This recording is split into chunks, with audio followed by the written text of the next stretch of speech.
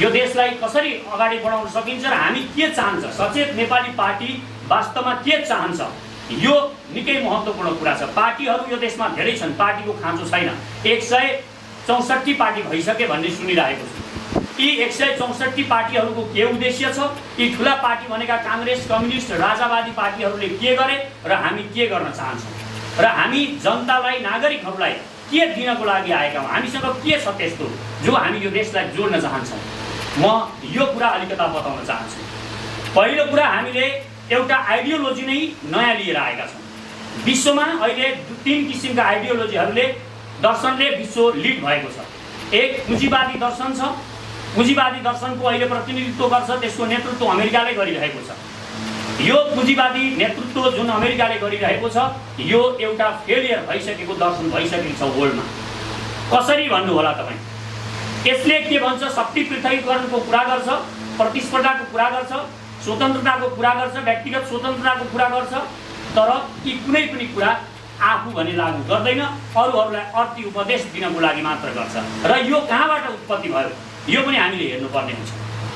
जस्तो पुँजीवादको उत्पत्ति, यिनीहरूले अमेरिकाले विश्वमा लिड गर्नको लागि उसले अमेरिकालाई केन्द्रमा राखेर प्रतिस्पर्धा गर्दाखेरि म संसारमा जसलाई पनि जित्न सक्छु भन्ने उसलाई कन्फिडेन्स भएपछि अमेरिकाले यो प्रतिस्पर्धाको नीति ल्याएको हो। अमेरिकाले उसलाई के छ, नेपालमा अमेरिकाले कुनै पनि उद्योग धन्दाको लागि प्रतिस्पर्धा गर्नु पर्यो भने नेपाल, इन्डिया, यो जति पनि यस्ता विकासोन्मुख कन्ट्री छन् यिनीहरूलाई पछार्ने मात्र होइन, ऊ संसारका कुनै पनि अरू राष्ट्रहरूलाई पछार्न सक्छु भन्ने भएपछि उसले आफ्नो नीति वर्ल्डमा लागू गरेर संसारमा एकछत्र राज गर्नको लागि उसले यो नीतिको आविष्कार गर्यो र हामी संसारका नागरिकहरूलाई बेवकुफ बनायो र हामी त्यसैको त्यो नीतिका पछाडि बगेका त्यो हावाहुन्डरीमा हामी पात पतिङ्गर जस्तो आकाशमा उडिरह्यौँ र हामीलाई लाग्यो हामी आकाशमा उडिरहेका छौँ, तर होइन, हामी पात पतिङ्गर उसको हुरीमा उडिरहेका थियौँ। जब उसले छोडिदियो हामी भुइँमा गिर्नुपर्ने अनिवार्य थियो र रक्षणमै पर्थ्यौँ हामी।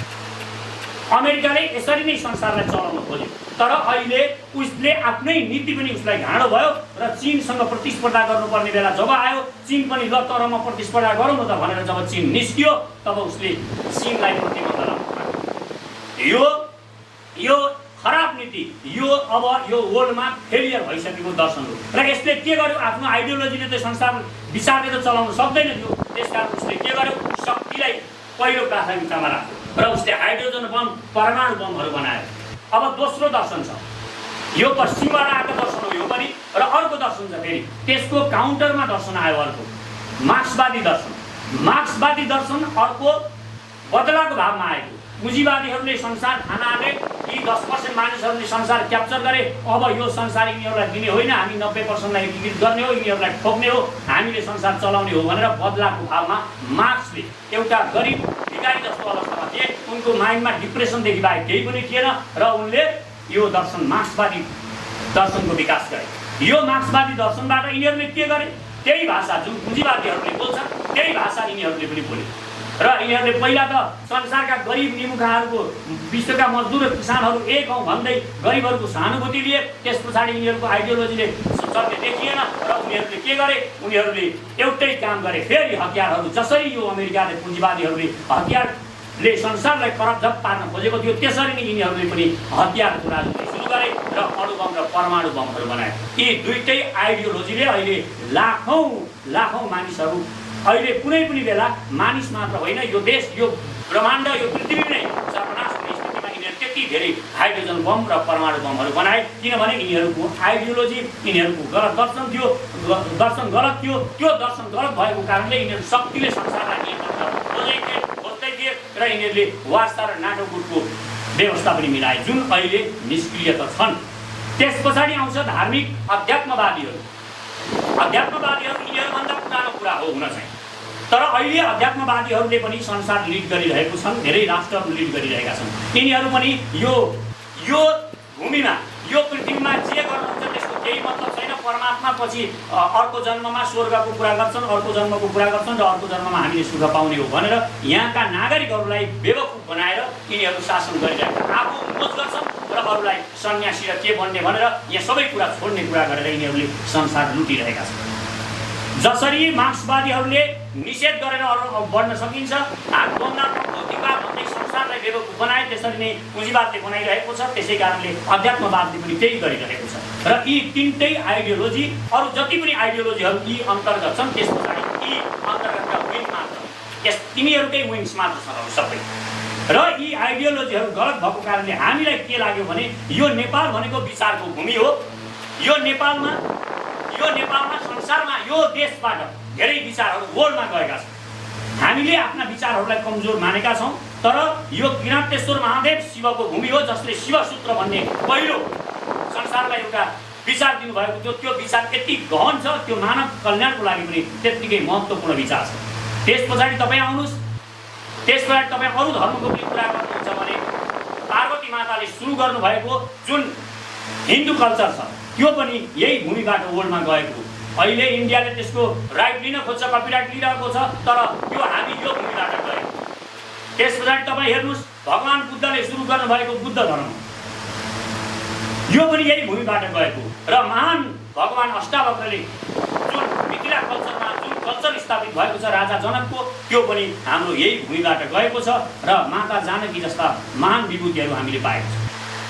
यो विचारको भूमि हो भन्ने कुरा हामी हाम्रा ग्रन्थहरू र हाम्रा दर्शनहरू पढ्यौँ भने पनि हामी स्पष्ट रूपमा बुझ्न सक्छौँ। र यही विचारको भूमिबाट हामीले नयाँ विचार लिएर आएका छौँ। नयाँ विचार के हो त? सर्वपहिचानवाद भन्ने हाम्रो नयाँ विचार लिएर आएको।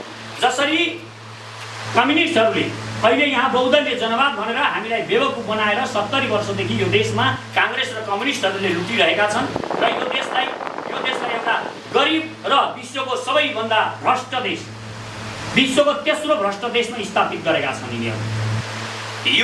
यिनीहरूको दर्शन गलत भएको कारणले यो सब भएको छ। र हामीले सर्वपहिचानवाद भनेका छौँ। सर्वपहिचानवादले के गर्छ? हाम्रो वाद के को लागि हो र यो किन विश्वको लागि पनि उपयोगी छ?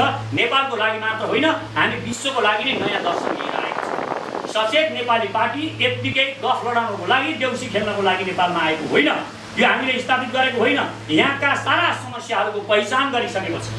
यो देशलाई कसरी हामी बीच विभेद गराएर, हामी बीच लडाएर, यहाँका नागरिक बीच लडाएर बाहुन क्षेत्री अनि जनजाति, पहाडी मधेसी, दलित र बाहुन भनेर यहाँ लडाएर कसरी यो देशलाई फेरि दास बनाउन खोजिरहेछ, यो हामीले पहिचान गरेका छौँ। यो पहिचान, यो सर्वपहिचानवादी दर्शनबाट हामीले यसको पहिचान गरेका छौँ। र यो सर्वपहिचानवादले के भन्छ भने ब्रह्माण्डका हरेक कुराहरू तपाईँले पहिचान गर्नुपर्छ। पहिला त्यसलाई चिन्नुपर्छ। चिनेर अनि मात्र त्यसको तपाईँले व्यवहार गर्नुभयो, ठिक ढङ्गले व्यवहार गर्नुभयो भने मात्र तपाईँले वास्तवमा त्यसको समस्या के हो त्यसको रूपमा पुग्नुहुन्छ र त्यो समस्याको समाधान पत्ता लगाउन सक्नुहुन्छ। भगवान बुद्धले भन्नु पनि भएको छ, संसारमा दुःख छ, दुःखको कारणको निवारण छ। यो तीनटा यति हो, यति दर्शन हो भगवान बुद्ध। यति दर्शनले आज वर्ल्ड जोडिन्छ भने हामी सर्वपहिचानवादको जुन विश्व दर्शन लिएर आएका छौँ यसले पनि हामी जोड्छौँ भन्ने हामीलाई विश्वास छ। यो देशमा समस्याहरू छन्, समस्याहरूको समाधान छ, समाधानको बाटो छ र त्यो हामी खोज्न सक्छौँ। यो सर्वपहिचानवादी दृष्टिकोणबाट, यो दर्शनबाट खोज्न सकिन्छ। यहाँका समस्याहरू के हो? पहिलो हामीले समस्याको पहिचान गर्नुपर्छ। यहाँका समस्या भनेको हामीलाई के लागिएको छ? होला यो गरिबी मात्र होला? हाम्रा यी समस्याहरू खान नपाउनुको समस्या हो कि यो लुगा लाउन नपाउनुको समस्या हो कि के हो त समस्या भनेर हामीलाई अहिले एक किसिमको रणभुल्लामा पारिएको छ। र गरिबी, अशिक्षा, अस्वस्थता यो नै समस्या हो कि जस्तो पारिएको छ। तर त्यस पछाडि त्यो ल्याउने तत्त्व अर्को छ जसले यी कुराहरू अगाडि सारिरहेको छ। समस्या अर्को छ, भयानक छ।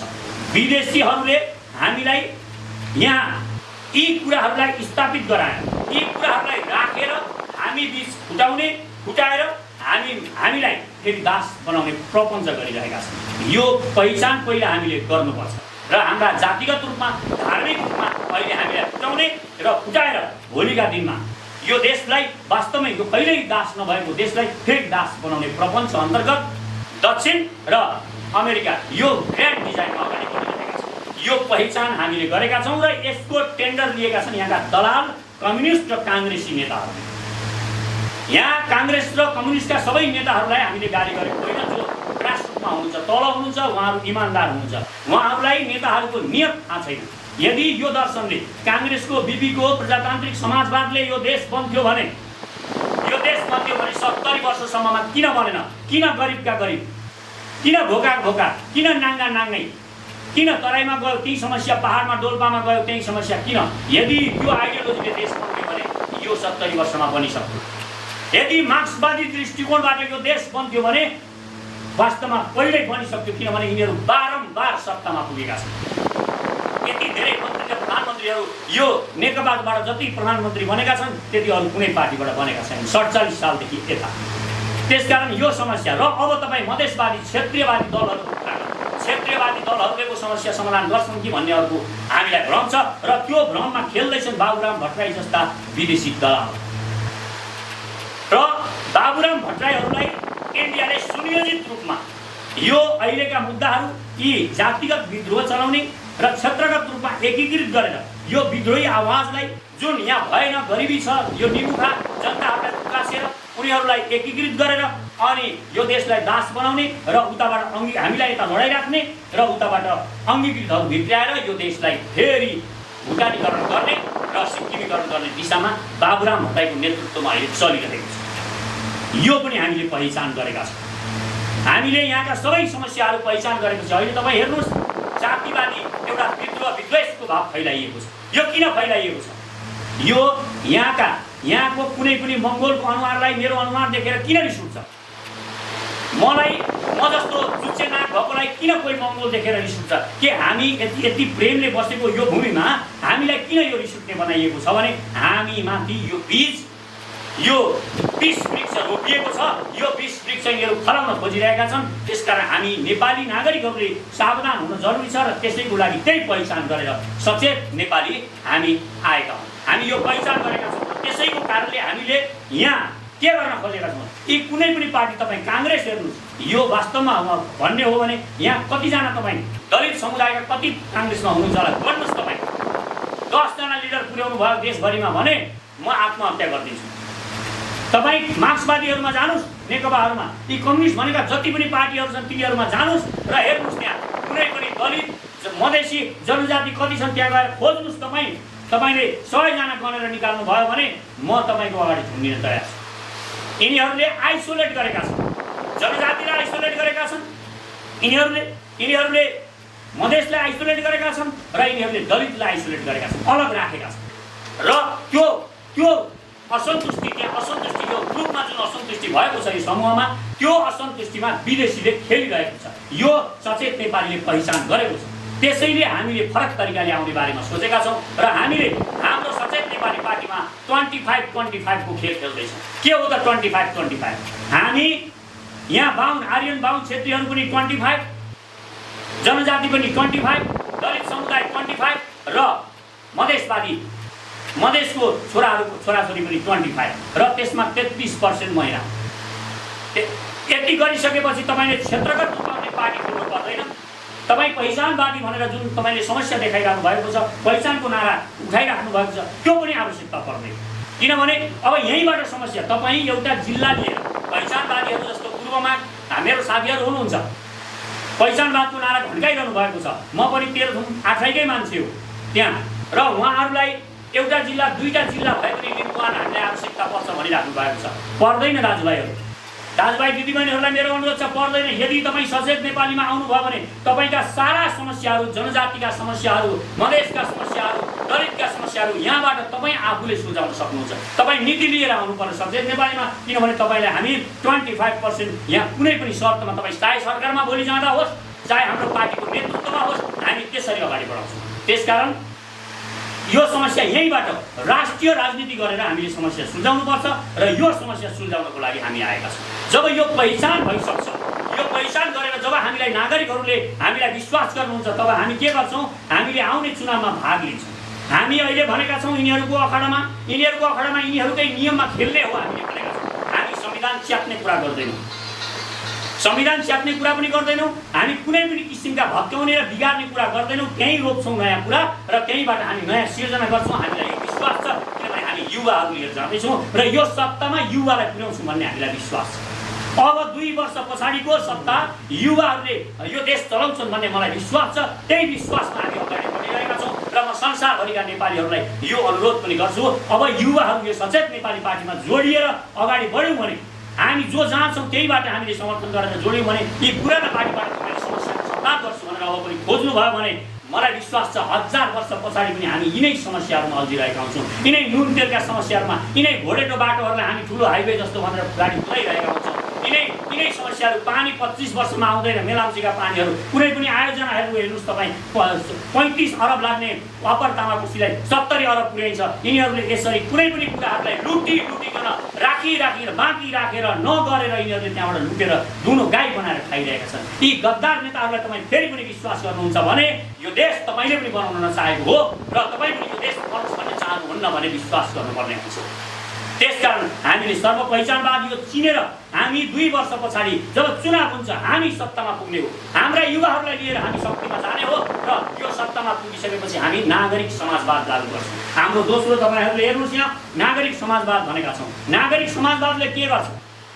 नागरिक समाजवादले हामी पञ्चायतकालदेखि यताका जति पनि भ्रष्टहरू छन् ती भ्रष्टहरू चाहे ती 90 वर्षका पुगेका हुन्, ती 90 वर्षका पुगेका छन् भने तिनलाई घरबाट घिसारेर ल्याउने हो। तिनका नातिले देख्छन् मेरा हजुरबाले भ्रष्टाचार गरेको रहेछ भनेर नातिलाई देखाउने हो। यी भ्रष्टहरूलाई हामी कुदेर निकाल्छौँ, जसरी पनि निकाल्छौँ। यो मत नेपालका नागरिकहरूलाई विश्वास दिलाउँछ र यदि हामीले सत्ता पाएको खण्डमा, हामीले शक्ति पाएको खण्डमा, हामीलाई विश्वास गर्नुभएको खण्डमा हामी त्यति गरेर यो देशमा खरबौँ खरब रुपैयाँ होइन डलर जम्मा हुन्छ, खरबौँ डलर जम्मा हुन्छ र त्यो डलर हामी राष्ट्रिय ढुकुटीमा जब राख्छौँ त्यो बेला तपाईँ हेर्नुहोस् यो देशमा अकल्पनीय परिणाम, हामी विश्वको शक्ति राष्ट्र यो देशलाई बनाउन सक्छौँ। र त्यति मात्र छैन, यी भ्रष्टाचारीहरूलाई कारबाही गर्ने र विदेशी दलाल, यो कर्मचारी तन्त्र जुन छ अहिले ब्युरोक्राट्स, तपाईँ हेर्नुहोस् यी सबै दलाली गरेर अहिले विदेशीको दलाली गरेर खाइरहेका छन्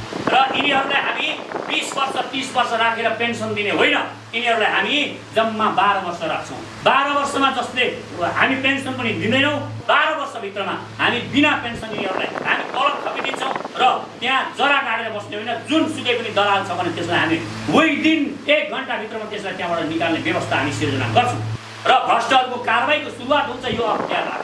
हामी अख्तियार अहिले हामीलाई 2/3 नपुग्ला तर हामीले सरकारमा पुग्यौँ भने हामी अध्यादेश ल्याएर हामी पहिला यी अख्तियारका जसलाई कारबाही गर्नको लागि भनेर अख्तियार खडा गरिएको थियो तिनै भ्रष्ट दलालहरू यो देश बेचेर खाइरहेका छन् र भ्रष्टहरूलाई बचाएर यिनीहरू अकुत सम्पत्ति कमाइरहेका छन्। अख्तियारका जति पनि आयुक्त छन्, जति पनि कर्मचारी छन्, ती सबलाई हामी पहिलो कारबाही गरेका छौँ।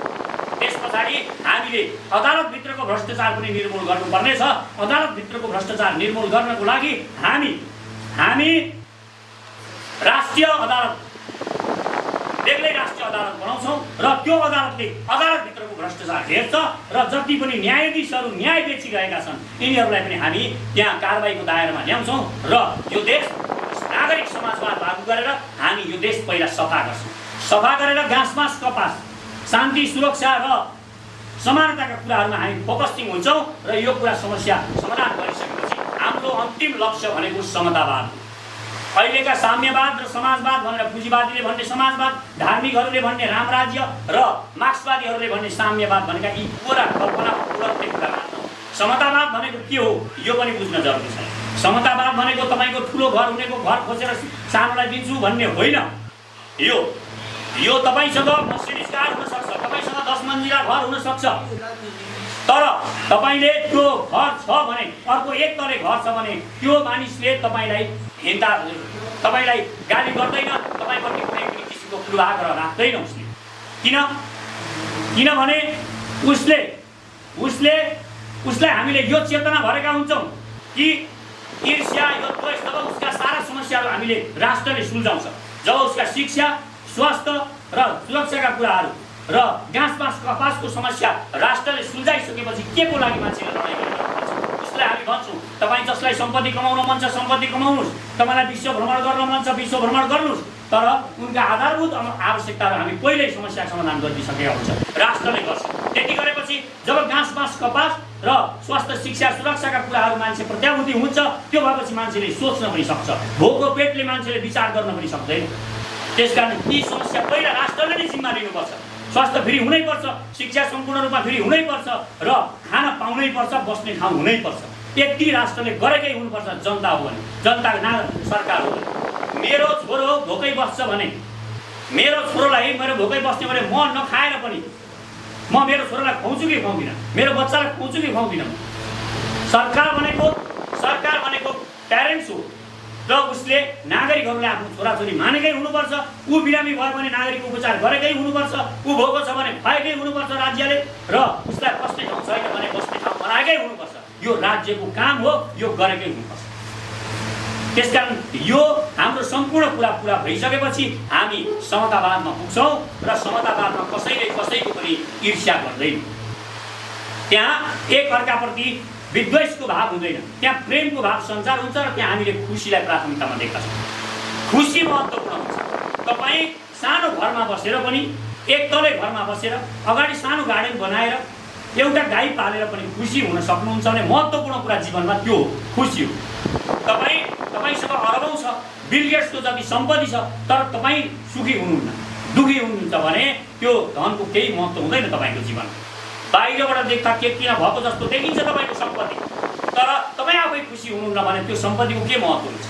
त्यसकारण हामीले यसरी स्कुलिङ गर्ने हो देशका नागरिकहरूलाई कि ईर्ष्याको भाव छोड्ने, संसारको सबैभन्दा खुसी राष्ट्र नेपाल हुनुपर्छ, नेपाललाई बनाउनुपर्छ भन्ने हाम्रो समतावादको दृष्टिकोण छ। समतावादले सबै घर बराबर हुनुपर्छ, सबै सम्पत्ति बसेर जुन साम्यवादीहरूले भने जस्तो सबैको सम्पत्ति राज्यले लिने र अनि वितरण गर्ने, यस्तो बकम भुस्ते कुरा गरेर संसारभरि बेवकुफ बनाएर मानिसहरूलाई एउटा दिवा स्वप्न देखाएर जुन कुरा कल्पना हुँदै नहुने कुरा गरेर मार्क्सवादीहरूले दुनियाँमा अहिलेसम्म ढाँटिरहेका छन्।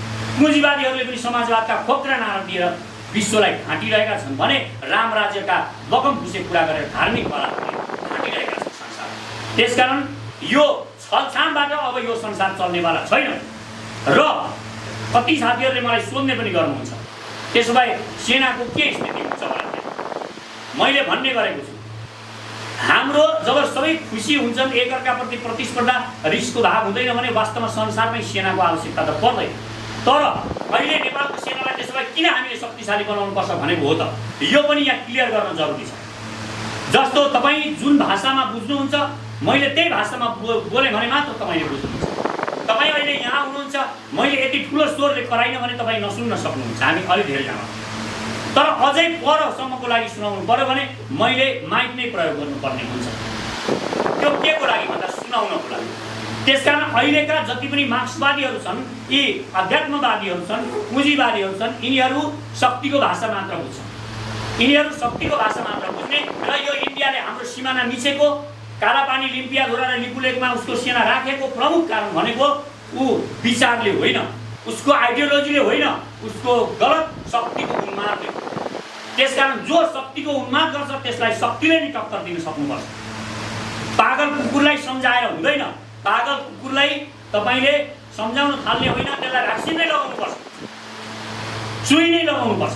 त्यसकारण हामीले हाम्रो देशको यो सेनालाई शक्तिशाली बनाउने भनेको उनीहरूकै भाषामा टक्कर दिनुपर्छ। र जुन दिन हामीले समतावाद यो दृष्टिकोणले यो देश नेपाल एउटा विकसित, सुखी र खुसी राष्ट्र भएको दुनियाँले थाहा पाउँछ, त्यस पछाडि वर्ल्डका मानिसहरू यो दर्शन के हो त भनेर बुझ्न आउँछन्। र जब यो समतावादले वर्ल्ड लिड हुन्छ, वर्ल्डमा जब समतावादी दर्शन लागू हुन्छ, त्यस पछाडिदेखि वर्ल्डमा हतियारको आवश्यकता पर्दैन।